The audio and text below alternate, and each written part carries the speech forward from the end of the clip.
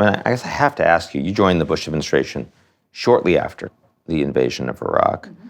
Looking back on all of what we've experienced there, what lessons do you learn?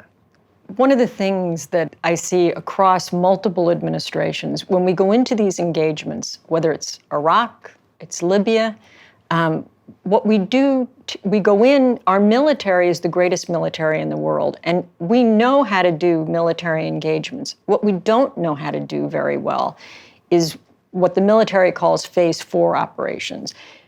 We can get it 90% of the way down the field, and then handing it over to a capable, competent new government is where we fall apart.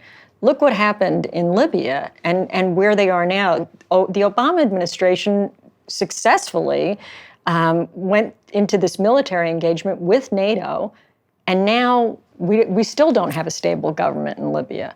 The Bush administration suffered the same thing in Iraq, and we still have, right, issues with the Iraq government. And so I don't think it's particular to one administration or one party. We just have to accept we don't do this very well.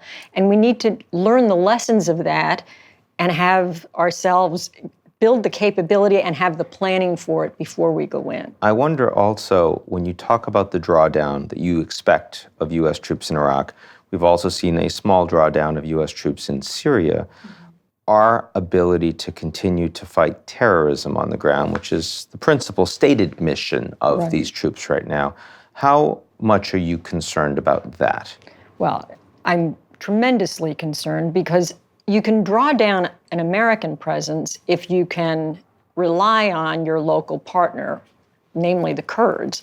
And given what we allowed to happen in terms of the Turks coming in and slaughtering the Kurds, I worry tremendously about the counterterrorism mission in Syria.